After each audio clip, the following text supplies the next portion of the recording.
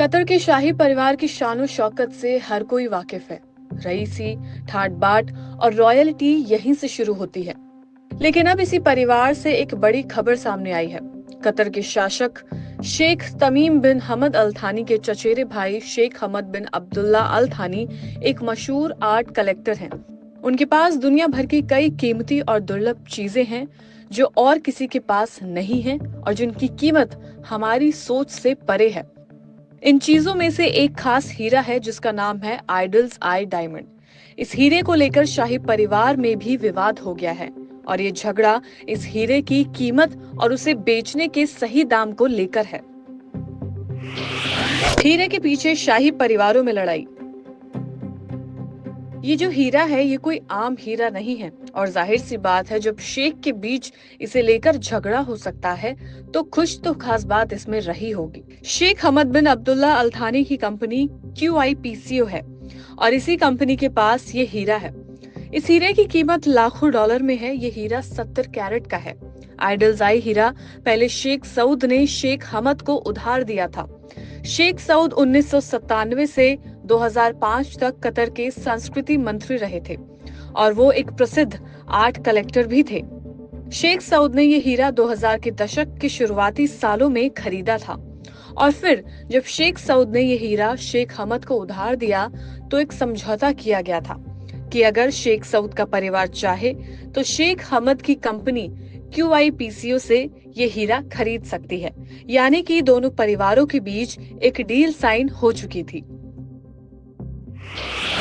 70 carat के idols आई के लिए कोर्ट पहुंचा शाही परिवार। फिर शाही परिवार को एक बुरे समय से गुजरना पड़ा क्योंकि 2014 में शेख सऊद का निधन हो गया और फिर बात जब हीरे की आई तो उनकी कंपनी एलएनएस होल्डिंग्स ने ये हीरा QIPCO को सौंप दिया। एलएनएस होल्डिंग्स अब अल थानी फाउंडेशन के अंडर है जो लिक्टेंटिस में है।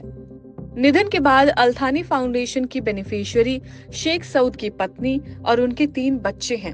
अब QIPCO ये हीरा $10 मिलियन में खरीदने की कोशिश कर रहा है। इस पर QIPCO के वकील का कहना है कि अल थानी फाउंडेशन के वकील ने 2020 में एक लेटर भेजा था जिसमें इस हीरे को $10 मिलियन में बेचने का समझौता किया गया था। लेकिन एलएनएस होल्डिंग्स का कहना है कि हीरे की असल कीमत इससे कहीं ज्यादा है। ये हीरा बेशकीमती है और 70 कैरेट का है, लिहाजा इसकी कीमत को कम आंकना बेवकूफी है। एलएनएस होल्डिंग्स का कहना है कि आइडल्स आई डायमंड को $27 मिलियन में बेचा जाना चाहिए, यानी कि 17 मिलियन ज्यादा की कीमत।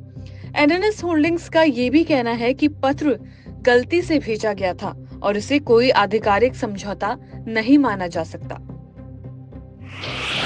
सही कीमत के लिए हुआ विवाद। अभी विवाद लंदन की हाईकोर्ट में पहुंच गया है। एलएनएस के वकील साद हुसैन ने अदालत में कहा कि शेख सऊद के बेटे शेख हमद बिन सऊद अल थानी इस हीरे की सही कीमत लगाने की बात कर रहे हैं, लेकिन फाउंडेशन के बाकी लाभार्थी से इस बारे में कोई परामर्श नहीं लिया गया। इस झगड़े के कारण मामला अब कानूनी लड़ाई में बदल गया है। कतर में है अमीर शासन। कतर ने अपनी स्थापना के बाद से 11 अलग अलग अमीर का शासन देखा है और उनमें से है अल थानी राजवंश। अमीर ही देश का सम्राट, राज्य का प्रमुख होता है। वही शास्त्र बलों के कमांडर इन चीफ होते हैं, साथ ही संविधान की रक्षा करते हैं। कतर में राजतंत्र है, एक ऐसा राज जिसमें राजा अपने अधिकार और पावर से शासन करते हैं। शेख तमीम बिन हमद अल थानी वर्तमान में अमीर है और देश में सबसे शक्तिशाली पद पर हैं।